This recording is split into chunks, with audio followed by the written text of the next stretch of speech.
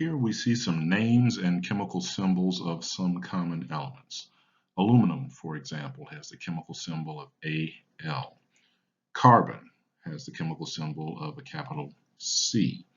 And for the most part, the chemical symbol seems to be some shortened version of the name of the element. Now, there are a few instances where we may see a departure from that. If you look at gold, for example, the chemical symbol is AU. Whenever we encounter this type of anomaly, it's because the chemical symbol is based off of the Latin name of the element. So the Latin word for gold was aurum, A-U-R-U-M. If you look at mercury, whose chemical symbol is Hg, the Latin name for mercury was hydrargyrum. I know it's a mouthful, but it is what it is. Silver, the chemical symbol is Ag. The Latin word for silver is argentum.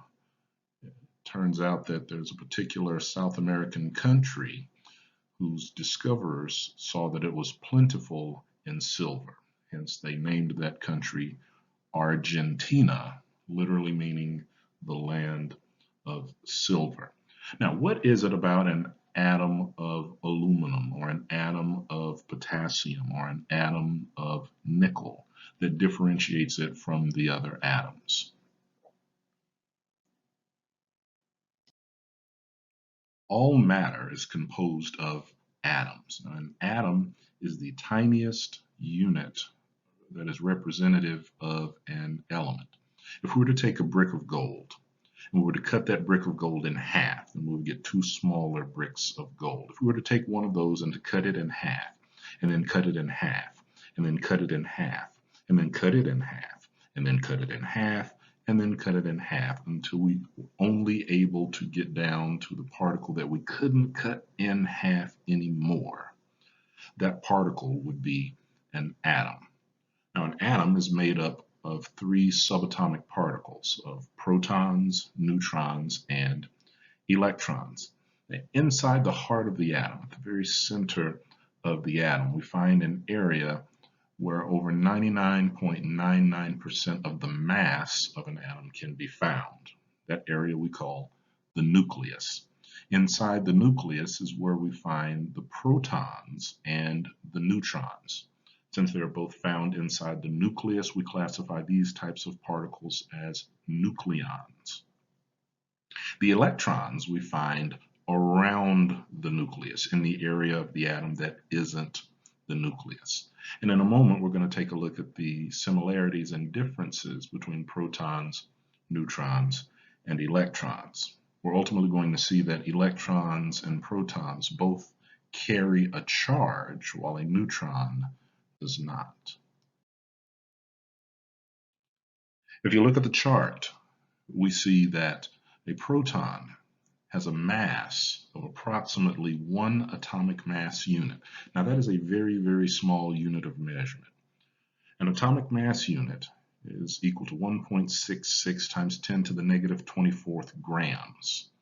That's a very small unit, but the mass of a proton is a very, very small measurement. Similarly, we see that a neutron has a mass of about 1 atomic mass unit. An electron, however, is significantly smaller. It is nearly 2,000 times smaller than a proton or a neutron. So one way in which protons and neutrons are similar is that they have a similar mass, but they differ from electrons with respect to mass. We spoke of charge a moment ago. The charge on a proton is positive. A proton is a particle that carries a charge of +1. An electron is a particle that carries a charge of -1. So that charge is equal but opposite in sign to that of a proton. And a neutron, as you might suspect, having the same roots as the word neutral, carries no charge. I mentioned that protons and neutrons are both found inside the nucleus, while electrons are found outside the nucleus. So what does this have to do with an atom of carbon versus an atom of copper? The atomic number of an element the number by which the periodic table is organized. That number represents the number of protons in the nucleus of an atom of a given element. So, for example, an atom of boron, element number 5, has 5 protons inside its nucleus.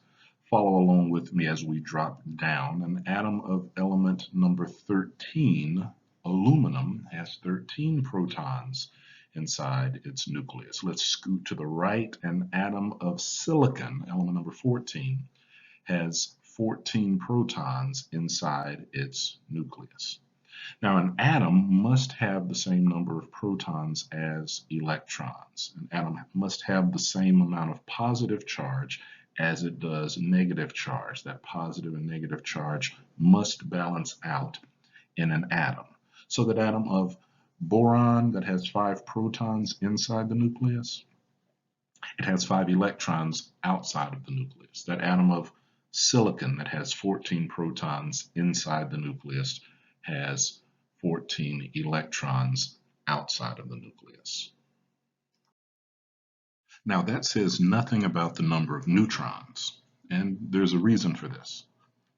The number of protons is given by the atomic number. The number of electrons is the same as the atomic number. But the number of neutrons can vary from atom to atom. There are different types of atoms of various elements. For example, magnesium. Every single atom of magnesium, element number 12 on the periodic table, every single atom of magnesium anywhere in the universe, if you look inside of its nucleus, you're going to find 12 protons. If you look around the nucleus, you're going to find 12 electrons. But there are 3 naturally occurring types of magnesium atoms. And how do they differ? Well, they differ in the number of neutrons. One of these types of magnesium has 12 neutrons inside the nucleus. One has 13 neutrons, and yet still another has 14 neutrons. These 3 types of magnesium atoms are called isotopes.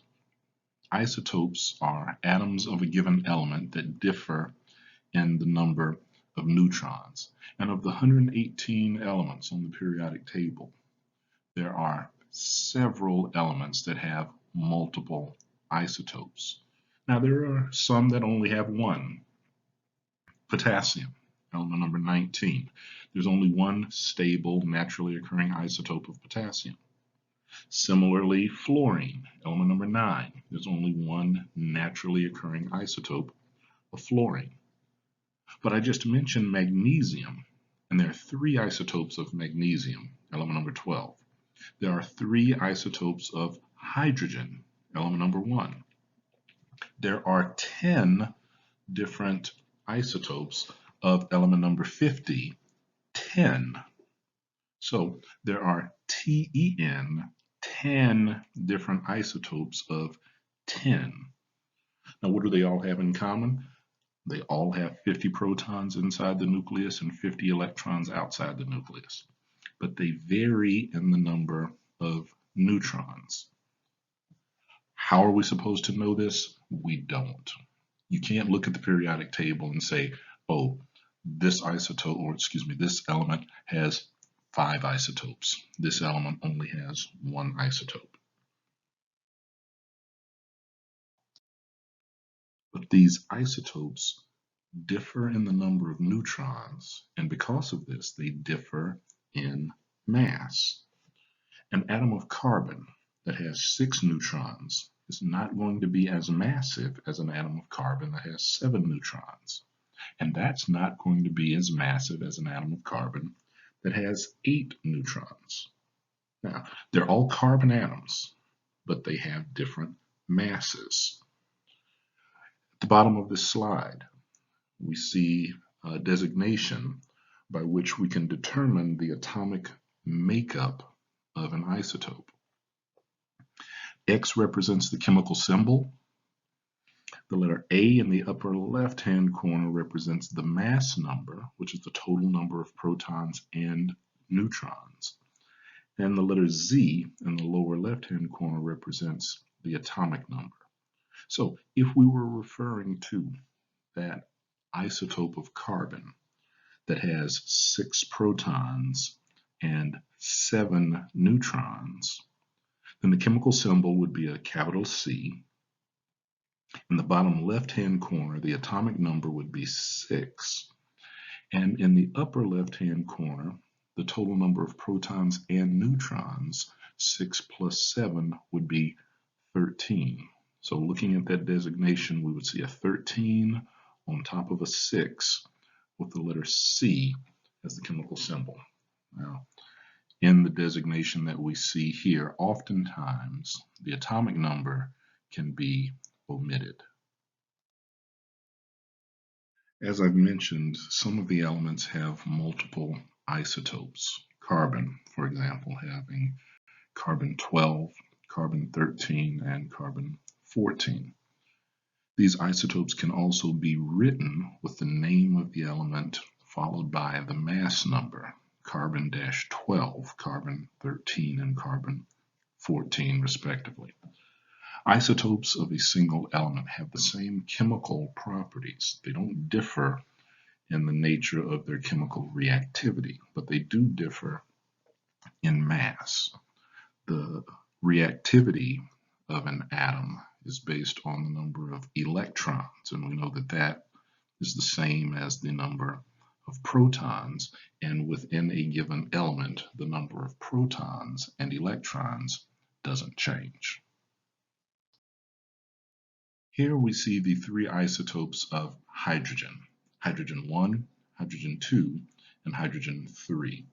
Hydrogen 1 has 1 proton inside the nucleus and no neutrons. Hydrogen 2 has 1 proton and 1 neutron, and hydrogen 3 has 1 proton and 2 neutrons. The fact that the atomic number of hydrogen is 1 means that if you look inside the nucleus of an atom and you see 1 proton, guess what? It's hydrogen. The number of neutrons is what varies between isotopes. Now, out of all of the elements on the periodic table, most of them are referred to by their chemical name and their mass number. For example, iron 56 refers to an atom of iron that has 26 protons and 30 neutrons. Carbon 14 refers to an atom of carbon that has 6 protons and 8 neutrons. But hydrogen is the only element on the periodic table whose isotopes have special names. Hydrogen 1 is referred to as protium, hydrogen 2 is referred to as deuterium, and hydrogen 3 is tritium. Here we see a portion of the left-hand side of the periodic table, and in each box we see the element's name, the atomic number.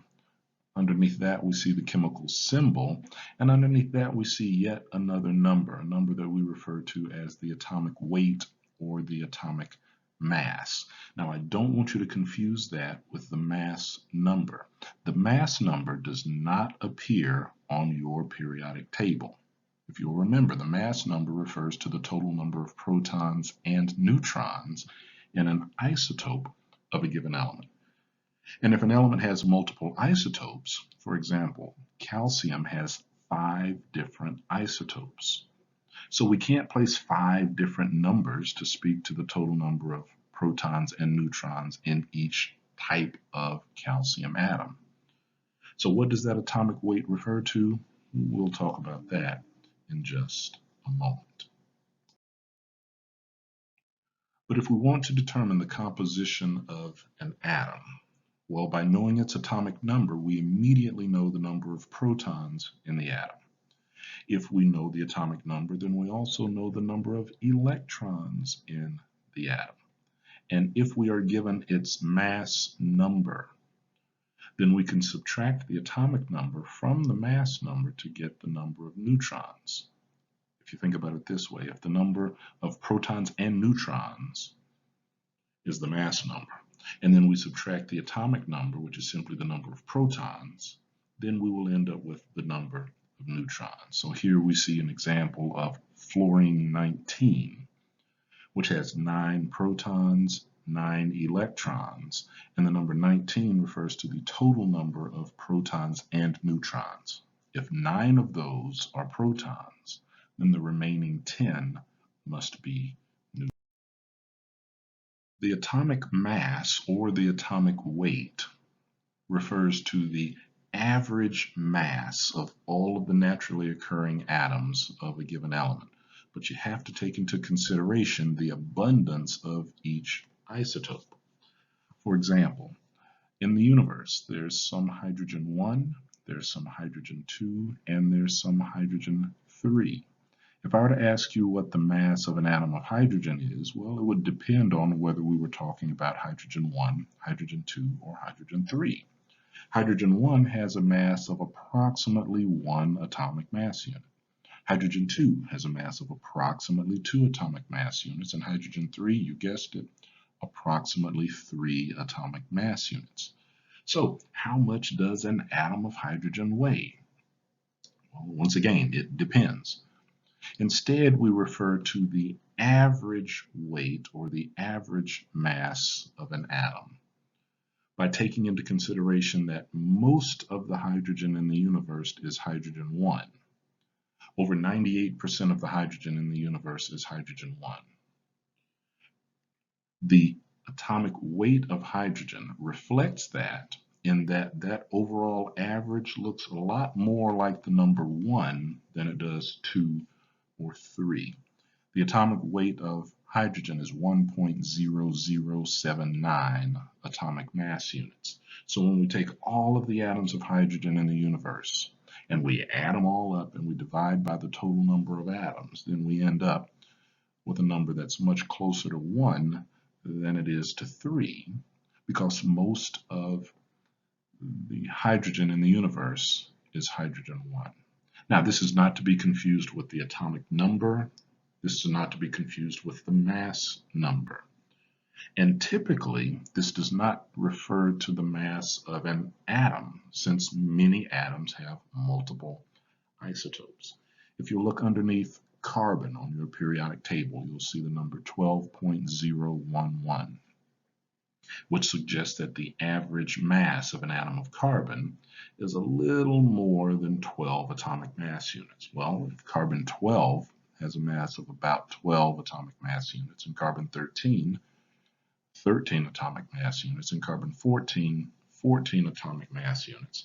If we average all of their masses together and we end up with 12.011, then that might suggest that most of the carbon in the universe is carbon 12. In order to determine the atomic weight or the atomic mass of an element, we need to know a few things.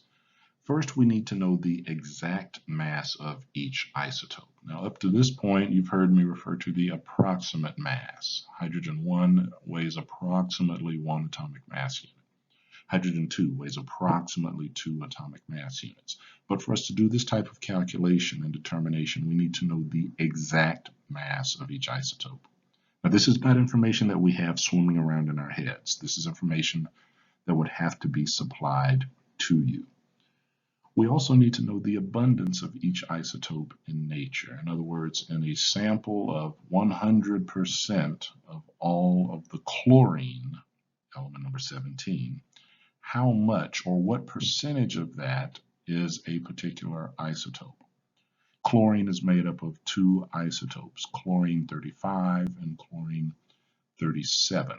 Of all of the chlorine in the universe, 76% of all chlorine is chlorine 35. The remaining 24% is chlorine 37. So for us to do this type of calculation, we're going to see a problem set up very similar to the one that we see at the bottom of the slide. I'll read it verbatim. Boron is made up of 2 isotopes, boron 10 and boron 11. The exact mass of boron 10 is 10.013 atomic mass units, and the exact mass of boron 11 is 11.009 atomic mass units. Of all the boron in the universe, 19.9% is boron 10, while the remaining 80.1% is boron 11. Calculate the atomic weight of boron. Well, when given that information, that's all the information that we need in order to solve this type of problem. If you take the exact mass of each isotope and you multiply it by its abundance as a percentage divided by 100, then you will get each isotope's contribution to the overall weighted average, or the atomic mass. So 11.009 atomic mass units times 80.1% divided by 100% gives us 8.818 atomic mass units. That is the contribution of boron 11 to the overall weighted average.